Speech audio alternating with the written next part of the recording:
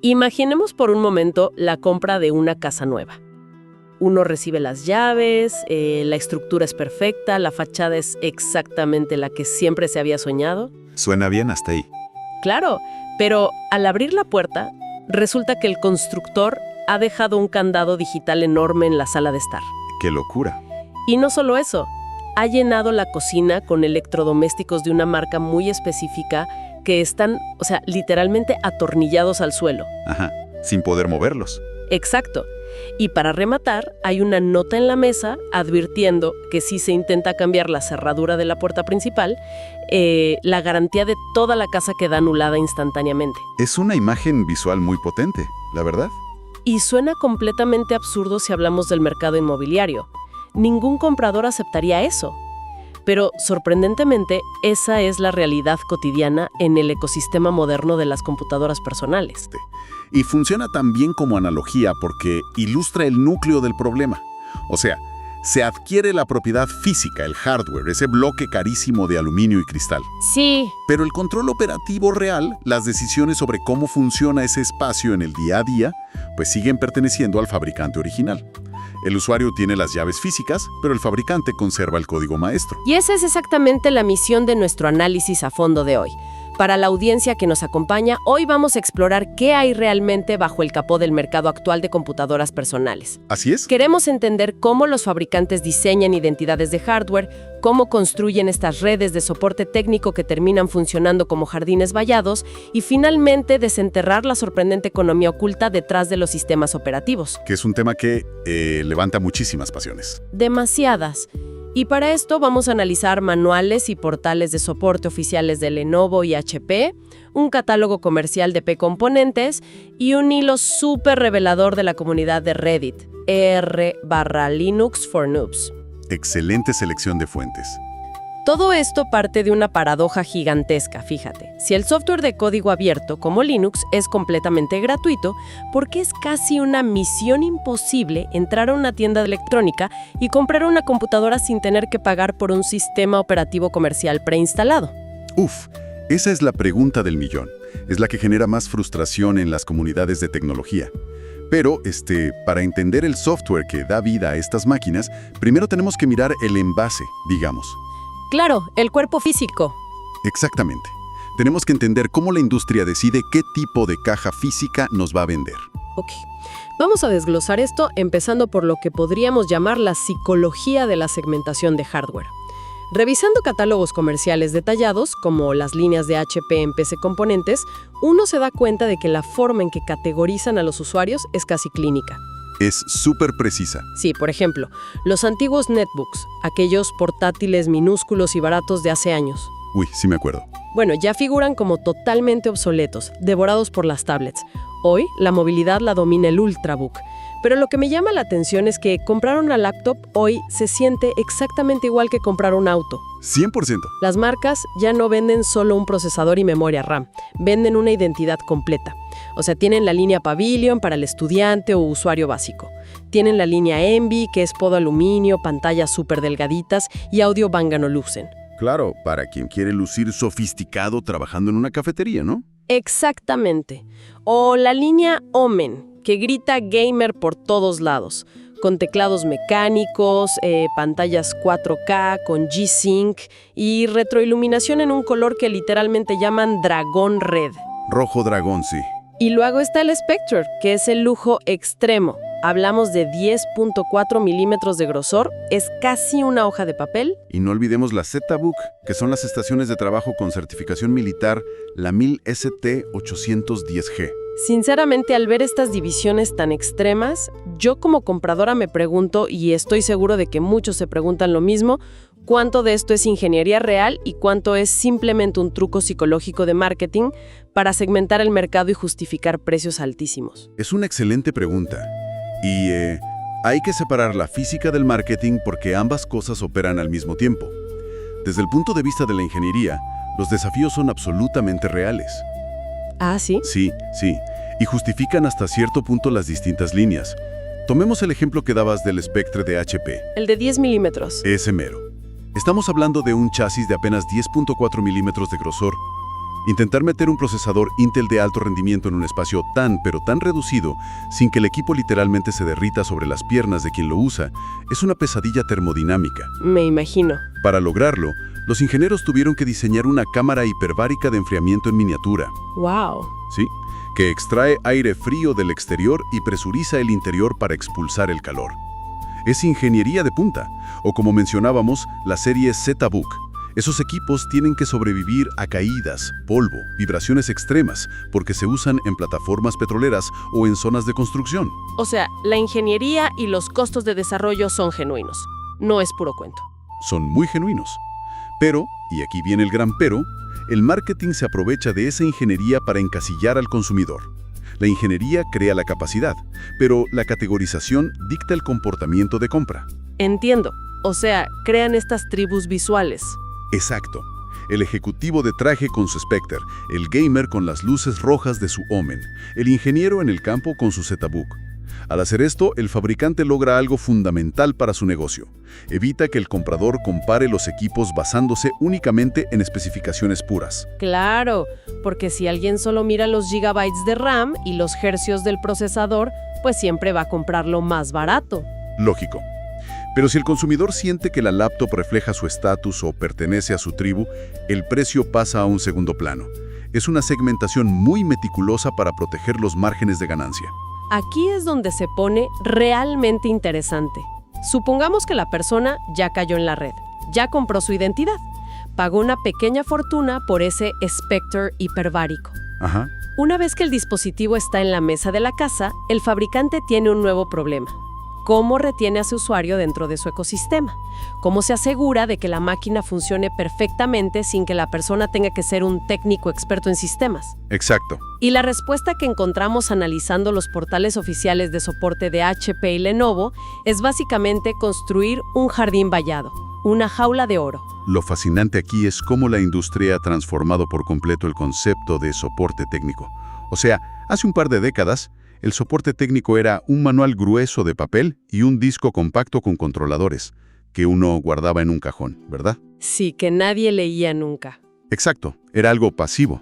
Hoy en día, el soporte técnico es una vigilancia algorítmica constante y proactiva.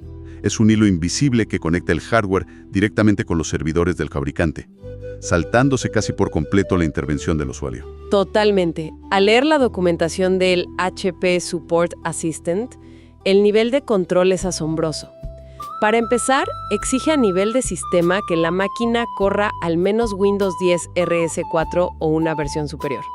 Y una vez que está instalado, toma las riendas por completo. Se vuelve el dueño y señor. Sí.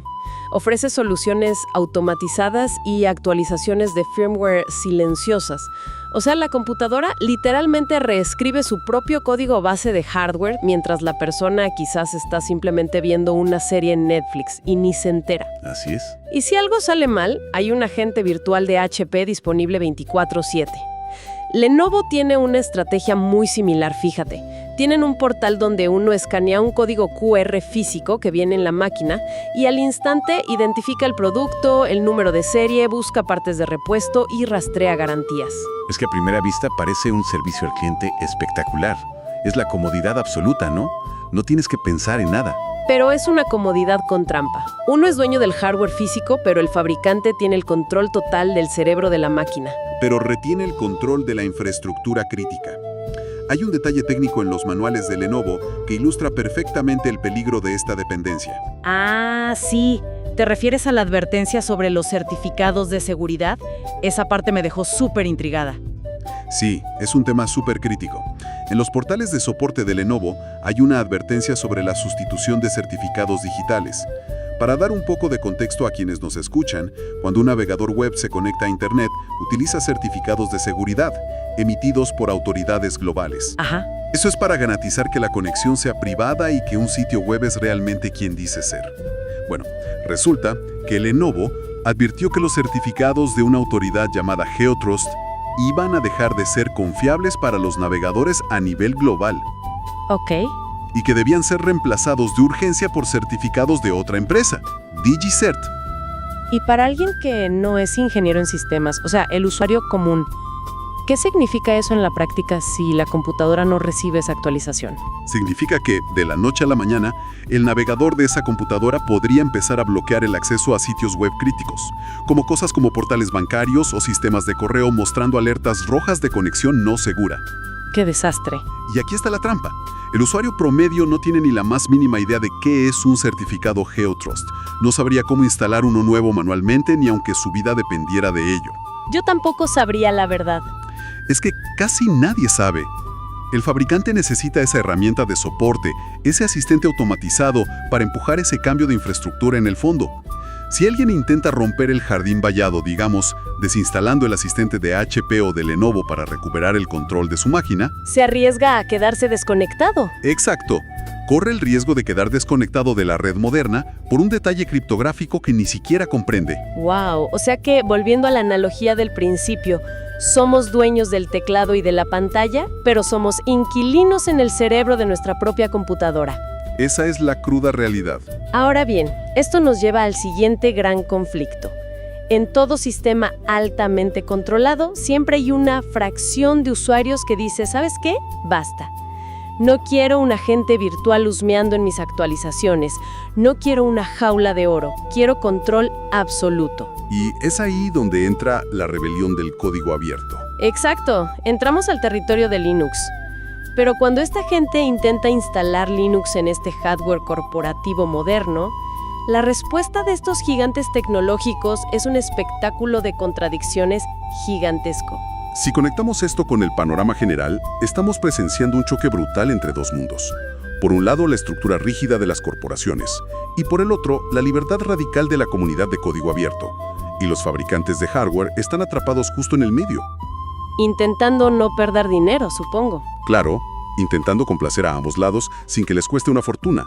Y la evidencia más clara de esta contradicción la encontramos en la propia documentación de Lenovo. Resulta que tienen una matriz de compatibilidad para Linux que es sinceramente masiva. Certifican docenas de equipos. Muchísimos modelos. Sí, computadoras de escritorio ThinkStation, portátiles como la ThinkPad P1, la T14, la famosísima X1 Carbon e incluso modelos de la línea IdeaPad.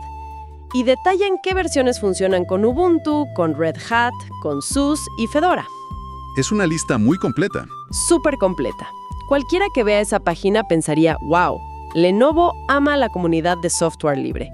Pero justo debajo de esa lista tan detallada hay un descargo de responsabilidad legal escrito todo en mayúsculas que te hiela la sangre. Ah, el famoso aviso de que el software y el soporte se entregan tal cual. Exacto, el as is. Básicamente dicen, sí, apoyamos a Linux, pero nos deslindamos de cualquier garantía implícita de comercialidad. O sea, si pierdes tus datos, no es nuestra culpa. Si resulta que el sistema no es compatible en la vida real, es tu problema. Se lavan las manos. Por completo. Es una doble moral tremenda. Publican una tabla gigante para atraer a la comunidad y en el mismo documento te dicen que estás por tu cuenta. ¿A qué están jugando estas marcas realmente? Juegan a mantener a los clientes corporativos contentos, pero sin asumir los costos del consumidor final. Es una cuerda floja financiera. A ver, explícame eso. Hay que entender que el gran negocio de líneas como las ThinkPad o las eBook no está en el usuario de a pie, no está en el estudiante que ahorra para una laptop, está en las empresas de la lista Fortune 500, en el sector empresarial. Claro, los contratos grandes. Exacto. Un banco internacional o una empresa de ingeniería de software compra estos equipos por miles. Y esos desarrolladores e ingenieros exigen trabajar en entornos Linux de nivel empresarial, como Red Hat o SUSE. Si Lenovo o HP no certifican que su hardware corre esos sistemas, pierden contratos de millones de dólares. Entiendo. O sea, necesitan la certificación técnica sí o sí para ganar la licitación. Pero entonces, ¿por qué ese tono tan hostil en el descargo de responsabilidad para el usuario común? Porque le tienen un terror absoluto a brindar soporte técnico al consumidor final en un ecosistema abierto. Imagínate esto, el entorno de Windows está estandarizado. Si el audio falla, el agente virtual tiene un protocolo de 3 pasos para arreglarlo. Pero Linux es un ecosistema maravillosamente fragmentado. Hay miles de variables. Sí, cada quien lo personaliza como quiere. Exacto.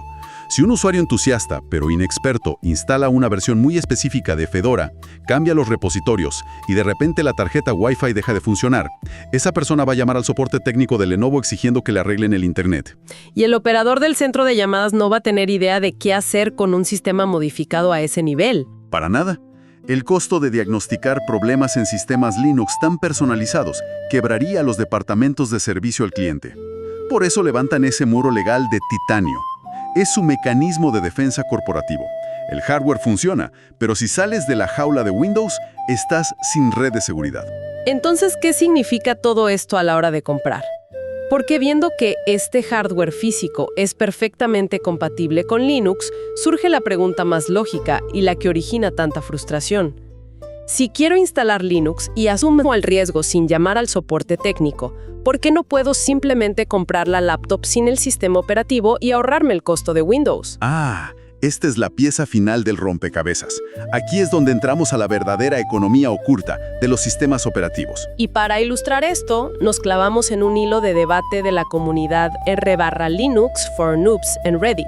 Un usuario bajo el nombre Deadpool0600 cuenta una historia súper reveladora.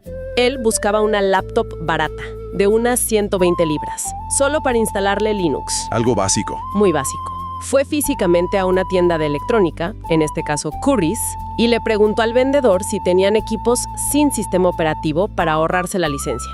Y el vendedor literalmente le respondió, jaja, no. Esa risa del vendedor es sintomático de lo desconectado que está el consumidor de la realidad de cómo se hace dinero en esta industria. Hay un mito gigantesco, lo que la gente llama el impuesto Windows. Sí, claro, la idea de que Windows encarece muchísimo la máquina.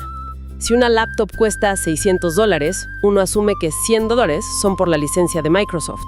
Pero los usuarios en ese foro, como Dimestor Prostitute y Paddy Landau, explican que eso es un mito total. Un usuario normal paga más de $100 por Windows en una tienda. Pero los fabricantes gigantes, los OEM, compran licencias por millones. Su poder de negociación es colosal. ¿Cuánto pagan realmente entonces? Según la industria, pagan alrededor de $10 por una licencia. ¿Solo $10? Sí, 10 o 15 a lo mucho. Así que, aunque te vendieran la máquina sin sistema operativo, el ahorro directo sería casi imperceptible. Pero fíjate que la cosa va más allá. El gran secreto de la industria, y esto lo comentan mucho en la comunidad, es que instalar Windows no es un gasto para el fabricante, es lo que hace que la computadora sea rentable, porque ganan dinero instalando bloatware. Esto plantea una pregunta importante sobre el modelo de negocio. Los márgenes de ganancia en el hardware puro son bajísimos. Fabricar chasis de aluminio superdelgados y pantallas 4K es carísimo. Entonces, ¿de dónde sacan la verdadera ganancia? Del software basura preinstalado. Claro, el famoso bloatware. Cuando uno compra una computadora nueva, viene inundada de cosas que nadie pidió. El antivirus de prueba de 30 días, enlaces a juegos, barras de búsqueda patrocinadas. Y resulta que esas empresas de software le pagan mucho dinero a HP o Lenovo para estar ahí desde el primer arranque. Porque saben que un gran porcentaje de la gente jamás lo va a desinstalar y terminarán pagando una suscripción. Por lo tanto, vender una laptop sin sistema operativo a veces es mucho menos rentable para el fabricante que venderla con Windows y todo ese ecosistema publicitario cargado. Es increíble. De hecho, en el mismo hilo, otro usuario, Motor Barracuda 6774, se quejaba amargamente de tener que pagar múltiples veces por licencias comerciales que ya tiene de por vida solo para poder comprar el hardware. Y hace una analogía buenísima. A ver, ¿cuál? Lo compara con la decisión de Apple de quitar los cargadores de las cajas de los iPhone, argumentando que la gente ya tiene cargadores en casa. Claro, por la ecología. Entre comillas. Y él dice, si son tan rápidos para asumir que ya tenemos accesorios físicos para ahorrarse dinero, ¿por qué nos obligan a tragar un ecosistema de software nuevo, asumiendo que no tenemos nada, solo porque a ellos les resulta financieramente ventajoso? Es una excelente analogía. Muestra la asimetría de poder total. Ante esto, ¿qué opciones reales comparte la comunidad? Mencionan hardware de nicho enfocado en Linux como Pinebook, System66 o Tuxedo, pero no siempre es fácil de conseguir. También dicen que en los configuradores empresariales de Lenovo a veces puedes descontar unos $70 si logras quitar el sistema operativo. Pero es un proceso súper tedioso. Al final, el consejo unánime de esa comunidad, la única forma real de evadir esta maquinaria comercial, es el mercado de segunda mano. Las famosas ThinkPads antiguas. Exacto. Modelos como la X220 o la X230. Son máquinas construidas como tanques, y al comprarlas usadas, te sales por completo de la economía del bloatware de las marcas tradicionales. Tienes ingeniería de primer nivel y compatibilidad perfecta con sistemas abiertos. Pues vaya, ha sido un análisis a fondo sumamente revelador. Empezamos viendo cómo el marketing nos segmenta en cajas, vendiéndonos identidades con chasis ultradelgados y luces de colores. Pasamos por las cómodas pero restrictivas reles de los asistentes de soporte técnico. Llegamos a la rebelión de Linux y su choque con las corporaciones. Y finalmente descubrimos que las laptops con Windows preinstalados son en realidad un vehículo económico impulsado por el bloatware. Y creo que la relevancia de todo esto para la audiencia es clarísima. Ya sea que necesiten una computadora básica para la escuela, o sean desarrolladores, entender estas dinámicas de mercado ocultas permite tomar decisiones de compra mucho más inteligentes. No se trata solo de la memoria RAM o el procesador. Se trata de quién controla verdaderamente el equipo. Totalmente. Y bueno, para despedirnos, queremos dejarles una idea para que la reflexionen por su cuenta.